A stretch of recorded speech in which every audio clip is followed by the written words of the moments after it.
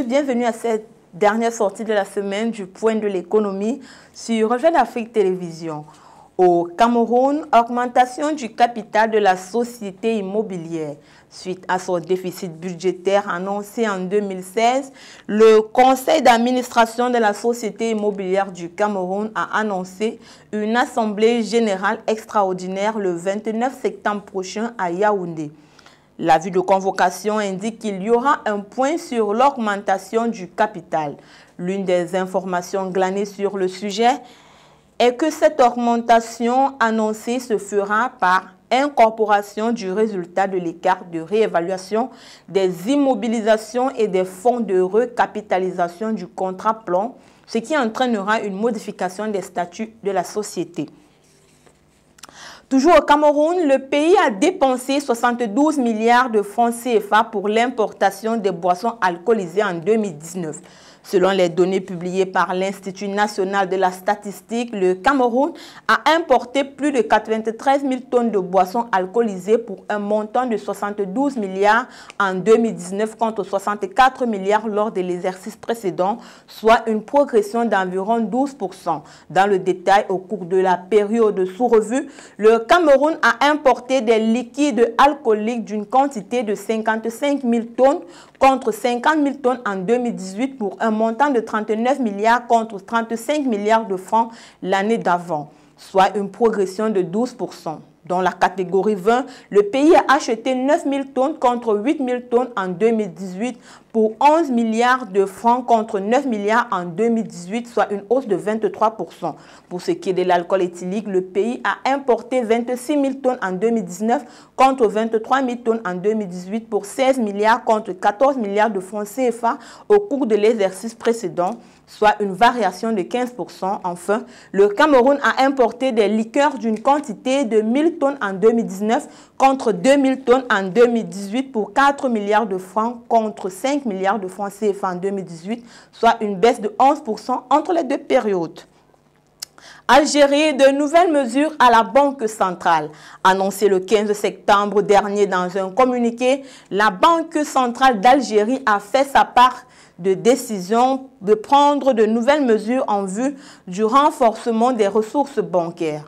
Cette annonce intervient au lendemain d'une session ordinaire du comité des opérations de politique monétaire.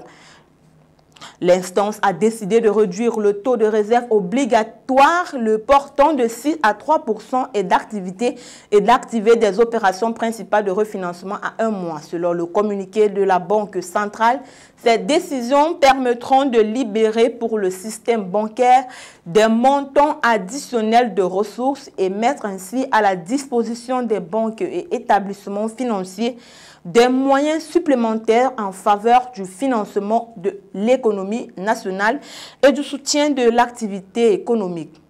L'annonce de ces nouvelles mesures fait suite à une crise de liquidité qu'a connue le pays ces dernières semaines. Burkina Faso, la balance commerciale est excédentaire. Selon les données établies par l'Institut national de la statistique et de la démographie, la balance commerciale du Burkina Faso a été excédentaire au deuxième trimestre 2020.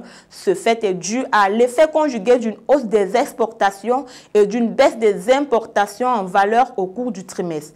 La balance commerciale est aussi passée d'un déficit de 18 milliards au premier trimestre 2020 à un excédent de 55 milliards, réalisant une amélioration de 397% en glissement trimestriel de 132% en glissement annuel. On enregistre une appréciation du taux de couverture des importations par les exportations qui passe de 96% au premier trimestre 2020 à 110% au deuxième trimestre 2020. Durant la période sous revue, le Burkina Faso a exporté en valeur 598 milliards de francs contre 577 milliards de francs au premier trimestre 2020, soit une progression de 3,6%. En glissement annuel, l'augmentation de la valeur des exportations est plus nette, se situant à plus de 41% en cumul sur les 6 premiers mois de l'année. Les exportations du Burkina Faso se sont élevées à 1 176 milliards de francs CFA. Selon l'Institut national de la statistique et de la démographie, les quantités exportées de marchandises ont suivi la même tendance haussière. En effet, de 449 000 tonnes au premier trimestre 2020, les exportations ont enregistré une hausse de 5% pour établir à 473 000 tonnes au deuxième trimestre. Comparativement au même trimestre de 2019, les quantités exportées ont augmenté de 61,8%.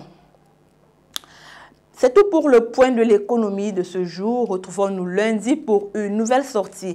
Les programmes sont en continu sur nos différentes plateformes médias, Facebook, Twitter, Instagram, YouTube ou sur notre site internet www.refletdafriquetv.com.